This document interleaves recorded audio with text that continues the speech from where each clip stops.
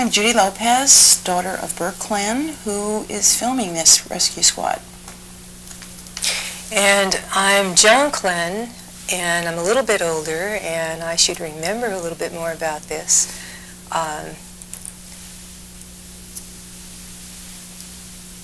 This was filmed by my dad. The Civilian Defense contacted the Potrero boosters, and everyone that was a booster was in this rescue squad. And each district had their own. Mission District had theirs, Nob Hill had theirs. They learned first aid, and they took a course, and this was done once a week. They practiced. That first guy on the phone there, the heavy one, was Vic Lampy with a cigar. So this looks like a telephone tree they had set up. Everyone had someone else to call. That's at 721 Kansas Street. That was my Aunt Sophie Sullivan. Who was active in the rescue squad, also active at Bert's gas station, pumping gas during the war. This is Daniel Webster School now. It was the garage, and across from that is Evie's and Tony's Creamery. It was a watering hole for a lot of people on the hill.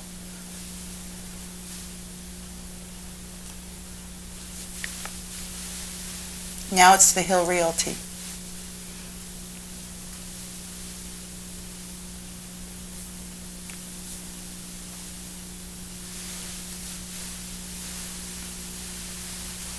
Helen Yodnik, it looks like. Mm-hmm. Another Slavonian relative.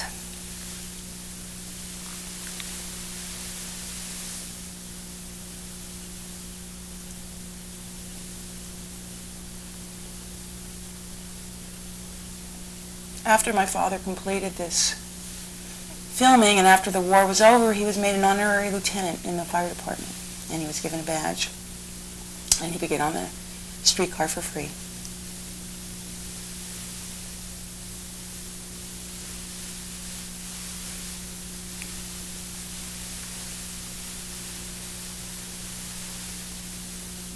I guess a big brick building was thought to be safer than maybe, or a good place, or maybe could have been the only school available.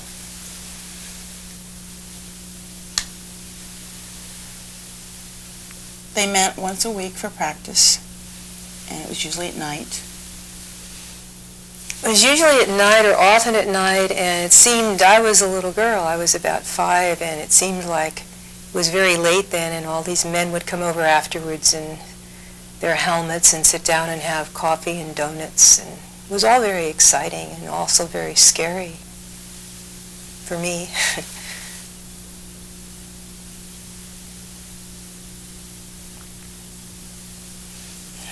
Now where are we?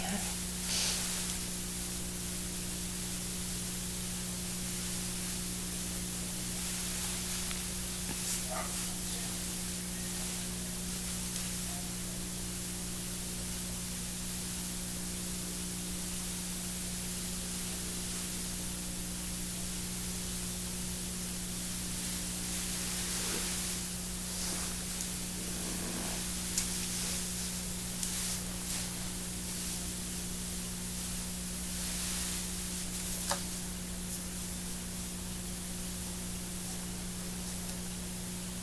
714 Kansas Street is where my grandmother lived, and where my mother was born. That's right across the street from my aunt, where she lived, Sophie Sullivan. Yeah, that was the Kachiver family, and my grandmother used to tell us a story that the early part of the century, her husband was out of work, and our mother and Sophie Sullivan, whom we just saw, were pretty little, and I think she had another little baby. And Mayor Rossi used to walk around San Francisco, and it seems like he hung out on doorsteps and talked to people. And after this happened, she was selling, she decided she had to support the family somehow, and so she sold her homemade wine for 10 cents a glass in her garage. She made a bar out of it, and she made her own kielbasa, her sausage. And Mayor Rossi said, you know, you can't do this, you're supposed to have a license. And she said, you want to support my family? And he said, well, I guess we're just going to have to overlook it then. It seems like life was simpler then.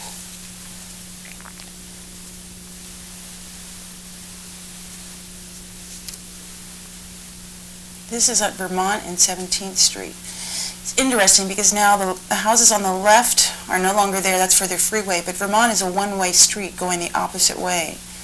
And that's because the off-ramp now on the freeway goes on to Vermont, and it's one way. But then it used to be two ways.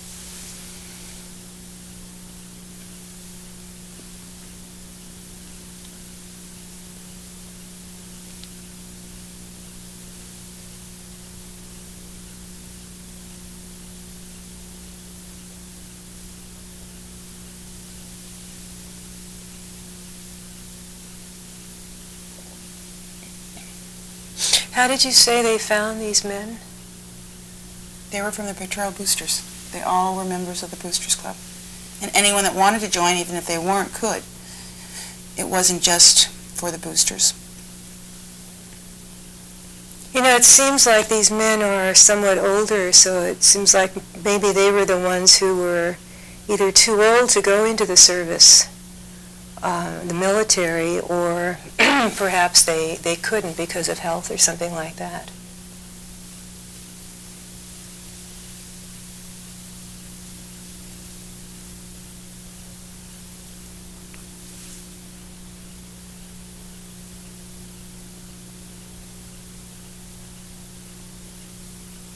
There were a lot of women involved, as well as my aunt, who was in this picture and also worked with my dad pumping gas at the Strand service at 3rd and Mariposa during the war, where he sold records, and that's where he started his appliance shop.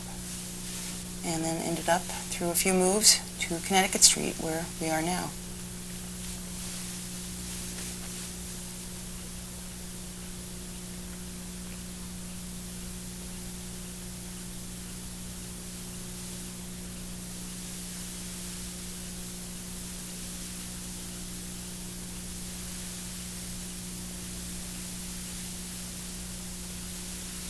Do you know when this started, when they started the rescue squad, and how many years it went on, Judy? It started at the beginning of the war, and it went on through the war. Throughout the whole war.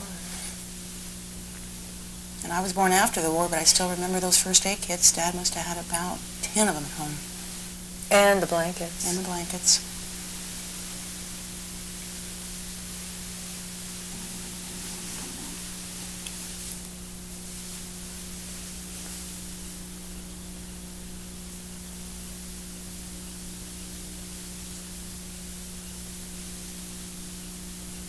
I have no idea what that means. I wonder. If you got hit at 2 o'clock or...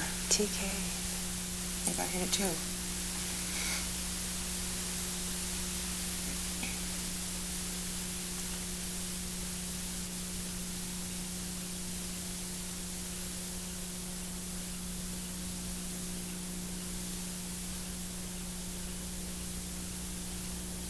These people actually practice this every week to make sure that they would be on the alert in case something did happen. Well, you know, they look pretty confident and sure of themselves and experienced. You can tell they must have. It's a pretty smooth operation. They haven't dropped anyone yet. It's the part that got edited out.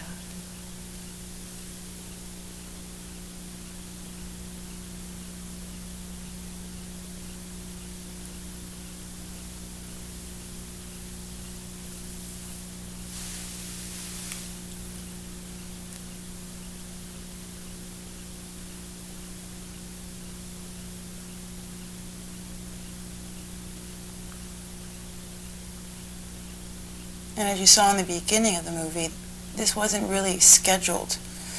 For a certain time, every time, they called up everyone random, and they had more people, I guess, than they really needed, but the people that were there, as you saw in the beginning, the lady with her hair wrapped up in a towel, she was at home, so they left. If you weren't home, you didn't get in that practice. But they had enough people that they had extras. So I guess they alternated every week with the victims.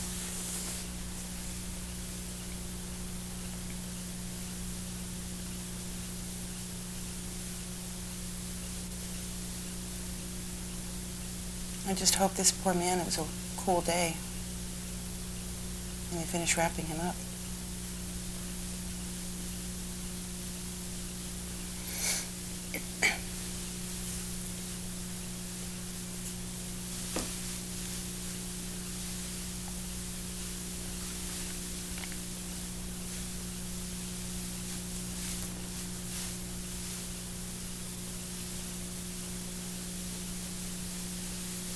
to join the Rescue Squad, you were required to take a first aid course and be trained in first aid.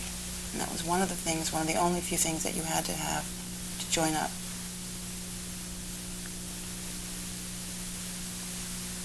I wonder if they had any other physical requirements for the men, since they were almost doing the same things that firefighters are doing.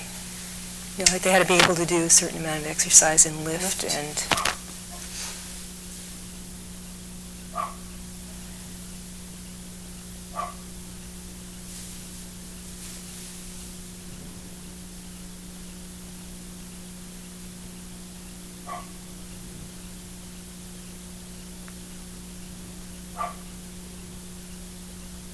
That's hard, isn't it? You had to have good backs.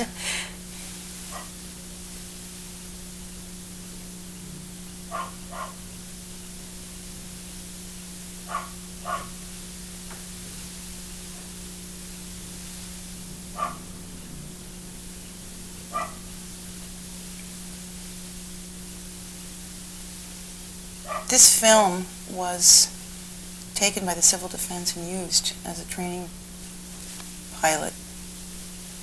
And now we're back to Missouri and going back to Missouri and 20th Streets, which is back to the playground.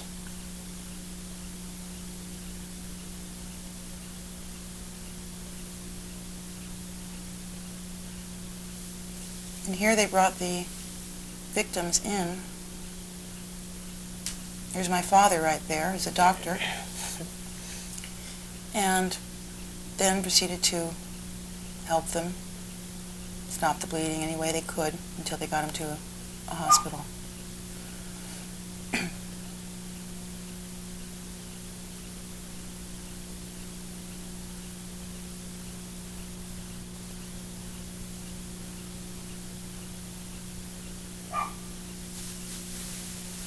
And there were no two victims that night, and they didn't lose any equipment or damage any.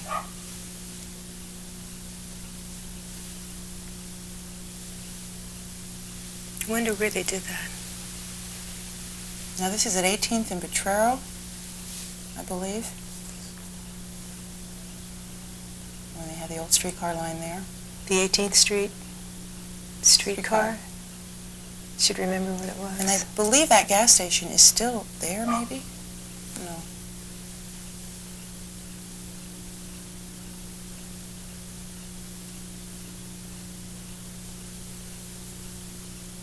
This is a shell of a building on Lombard and Van Ness, but it's no longer there anymore, and what else is that used to be there?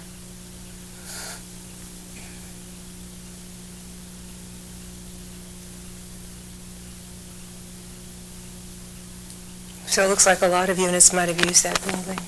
Yes. I don't remember what happened to the truck after the war was over.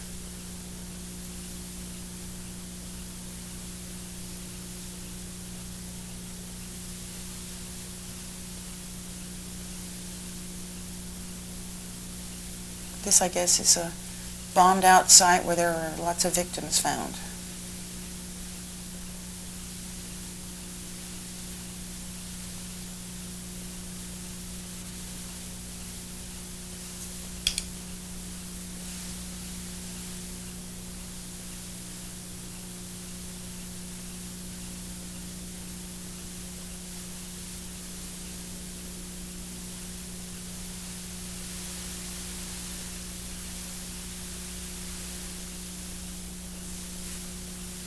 There again is my father, I think on the right, and maybe on the left, the woman that's helping is my aunt, Sophie Sullivan.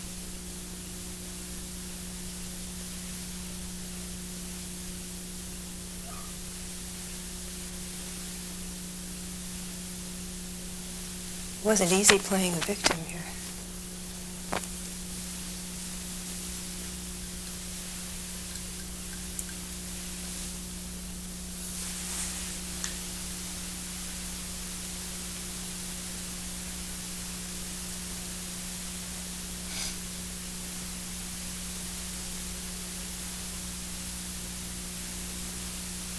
Then they would put all these people back into the truck and take them back to Daniel Webster's garage.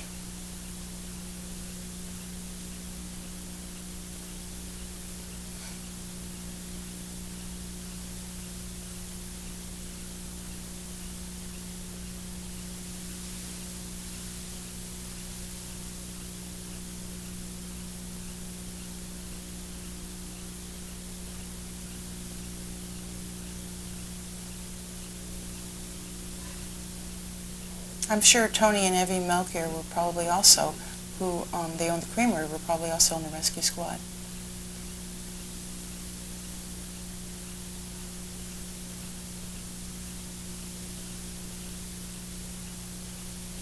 And yet some more victims.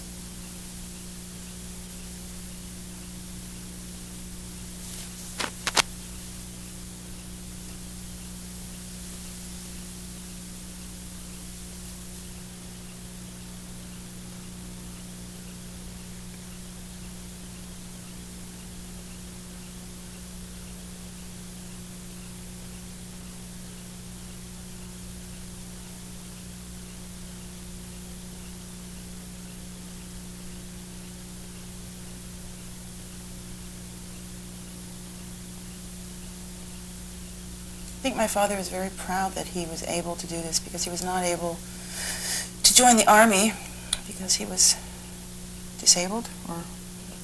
Well, I think he had a problem with his throat. Mainly. Right, and so this was his part in helping.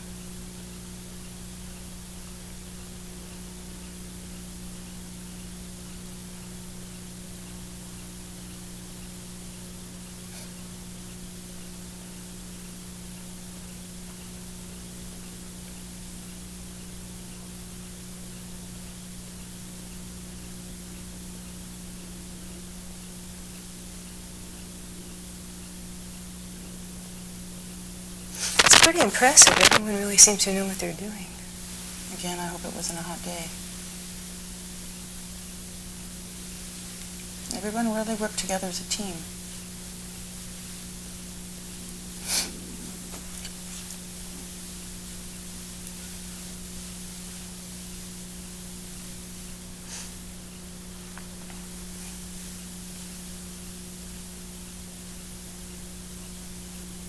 They were... What are they doing? Looks like they were digging something to get rid of.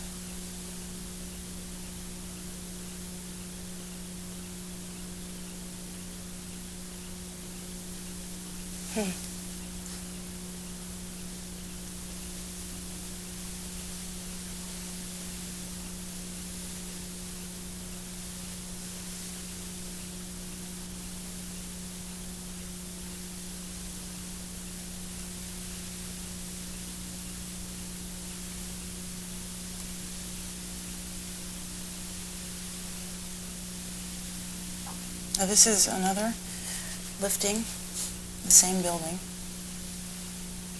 Lifting him, airlifting him down in a sense. They had all the bases covered.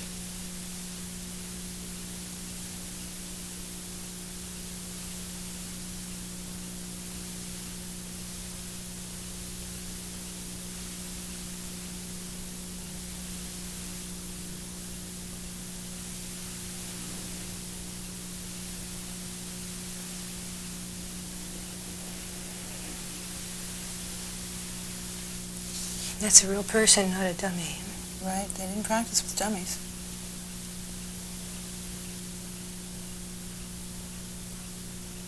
And this was a ladder to go down one more flight of stairs. They couldn't get to, I guess.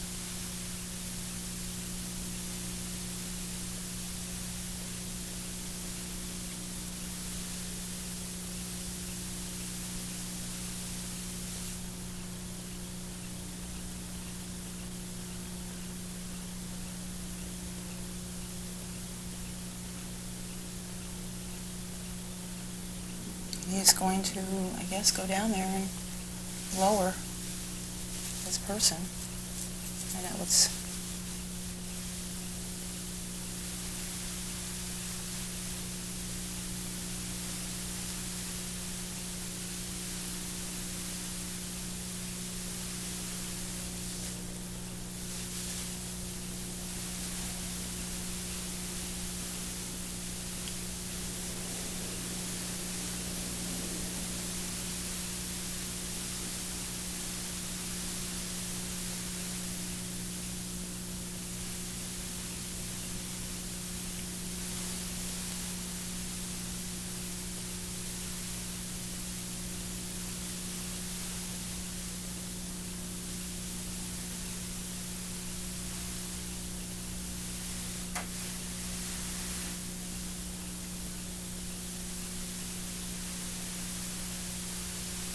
Oh, what they were lowering through there, I think, was an oxygen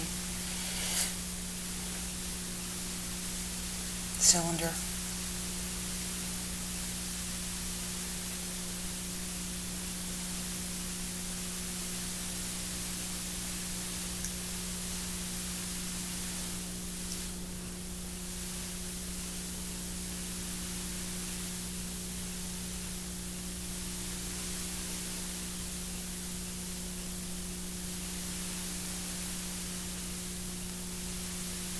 And now this is another victim they've harnessed in.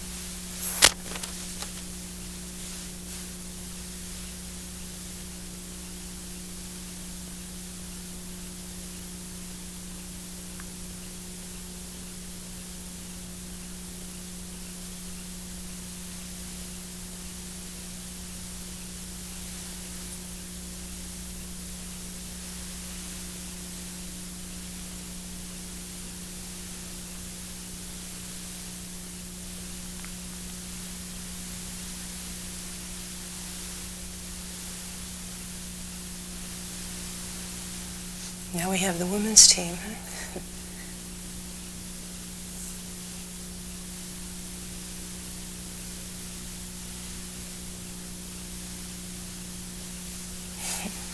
I think in the end that was Dad's red truck that he had.